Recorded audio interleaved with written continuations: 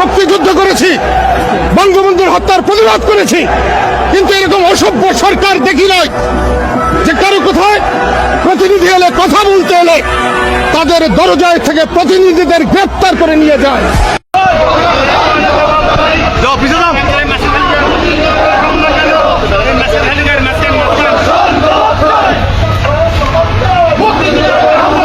একজন বীর মুক্তিযোদ্ধার গলায় জুতার মালা, এমন অবমাননাকর ঘটনার তীব্র নিন্দা জানিয়েছেন বঙ্গবীর কাদের সিদ্দিকী। স্বাধীন দেশের যে ভাষা আমরা স্বাধীনভাবে ব্যবহার করছি, সেই ভাষার জন্য লক্ষ শহীদ জীবন দিয়েছে, আর সেই বীর মুক্তিযোদ্ধার গলায় জুতার মালা এমন অবমাননাকর ঘটনা বাংলার ইতিহাসে একটি নেকারজনক, এবং এই ঘটনার সম্পূর্ণ দায়ভার অন্তর্বর্তীকালীন সরকারকেই নিতে হবে।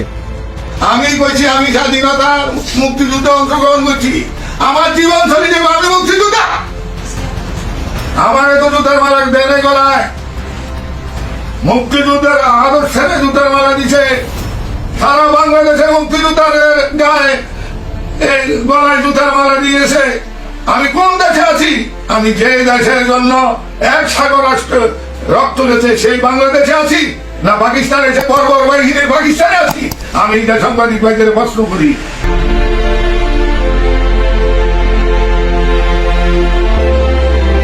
মুক্তিযুদ্ধের অবমাননা দেশদ্রোহী শামিল। বর্তমানে উপদেষ্টা সহ দেশের সমন্বয়করা যে ধরনের অশালীন ভাষা ব্যবহার করেন, সেই ভাষার প্রতিবাদও জানিয়েছেন অন্যান্য রাজনৈতিক দলগুলোর নেতৃবৃন্দ। শেখ মুজিবুর রহমান আমাদের বড় নেতা, তিনি আমাদেরকে পাকিস্তান থেকে এসে একটা সুন্দর দেশ দিলেন, শান্তির দেশ, যেখানে আমরা পরস্পরের সঙ্গে ভাই ভাইয়ের মতো বাস করবো, তাই না? তবে কিছু কথা খোলাখুলি বলে দিতে চাই ইউনূস সাহেব আপনাকে এবং আপনার সরকারকে। ইদানিংকালে আমরা দেখতে পাচ্ছি আপনার কিছু উপদেষ্টাদের কিছু কথাবার্তায় যে তারা আমাদের প্রতি এমন বিরূপ প্রতিক্রিয়া দেয়, এমন ভাবে কথা বলে, এমনকি মনে হয় যে এই আন্দোলন শুধুমাত্র তাদেরই আন্দোলন। আমার ভাইয়েরা, তোমরা আমার যে বয়সে ছোট, আমি তুমি করেই বলি, সরকার নামানো আর সরকার চালানো এক কথা না। ভাইয়েরা, তোমাদের মনে রাখতে হবে, তোমরা হয়তো 10 বলে 20 রান করেছো, কিন্তু 180 রান বাংলাদেশের মানুষ করেছে 17 বছর।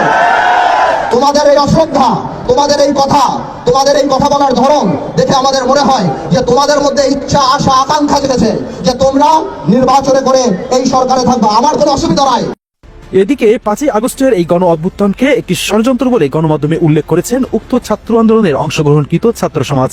সেই সাথে অনেক মৃত সমন্বয়কও ইতিমধ্যে খোঁজ পাওয়া গেছে গণমাধ্যমে। এই আন্দোলন শুরু থেকেই পপুলিজম দ্বারা ভয়াবহ দুষ্ট ছিল। জনগণের সার্বভৌমত্ব, খুব গাল ভরা কথা। জনগণকে আমরা তো 9 দফায় কোনো রাষ্ট্র সংস্কারের দাবি দিই নাই। তাহলে আমি যখন এখন বলতেছি যে যারা সংবিধান পরিবর্তন চায় না, তারা অভ্যুত্থানের যে স্পিরিট, সেই স্পিরিটের সাথে বিশ্বাসঘাতকতা করছে। কেন? আপনি অভ্যুত্থানের কথা লিখছিলেন যে আপনি সংবিধান পরিবর্তন করবেন? আপনি কোথাও বলছেন এটা মুজিববাদের বিরুদ্ধে লড়াই? 50 জন মানুষ, 100 জন, 200 জন মানুষ মিলে কোনো একটা জায়গায় জোট বেঁধে কিছু একটা করাটাই জন আকাঙ্ক্ষা হয়ে গেছে। এই জনগণটা কে? জনগণ তো 18 কোটি। জনগণ এটা চায়, জনগণ ওইটা চায়। তখন মূলত যেই পপুলিস্ট চিন্তা ভাবনাগুলি, সেই পপুলিস্ট চিন্তা ভাবনাগুলিকে আমরা বুলডোজ করে ঢুকায় দেওয়ার একটা পায়তারার মধ্যে ঢুকে গেছি। যারাই সাম্প্রদায়িকতা ইস্যু নিয়ে কনসার্ন, যারাই শিল্প সাহিত্যের স্বাধীনতা নিয়ে কনসার্ন, যারাই কোট আনকোট লিবারাল ইস্যু নিয়ে কনসার্ন, তাদের সবাইকে দেগে দেন আওয়ামী লীগ বলে। তাহলে সেটা কি আওয়ামী লীগের পোলারাইজেশনের জন্য ভালো হয় না মন্দ হয়? অভ্যুত্থানকে বিপ্লব বলতে পারবো না, তাহলে হচ্ছে প্রেমিকারে বউ বলো কেন? আমার মৃত সাজাইয়া দেয়, আমি 5 তারিখের আন্দোলনে মারা গেছি, ও আমার মৃত সাজাইছে, সাজাইয়াদের লোকজনের কাছ থেকে টাকা পয়সা নিতেছে। তখন মনে করেন যে যাদের উপরে মামলা হয়েছে ওদের উপরে ওয়ারেন্ট হইলো, ওদের পুলিশ নিয়ে গেল। তারপর যখন আমি জীবিত দেখবে তখন তো আমার উপর একটা প্রেশার আসবে। এই জন্য আমি এখানে আসি। আমি এটা সুষ্ঠু সমাধান চাইতেছি, আর ও যে মনে করেন যে মিথ্যা মামলাটা করছে, এটা সুষ্ঠু বিচার চাইতেছি। প্রিয় দর্শক, স্বাধীনতা যুদ্ধে অংশগ্রহণকারী বীর মুক্তিযোদ্ধারা, তাদের পরিচয় শুধুই কি আওয়ামী লীগ সংগঠনের, নাকি সমগ্র বাংলা জাতির গৌরব উজ্জ্বল নক্ষত্র? এ বিষয়ে আপনার মতামতটি অবশ্যই কমেন্ট করতে ভুলবেন না। সাথে আছে শেখ হৃদয়, SN News 24 Ace।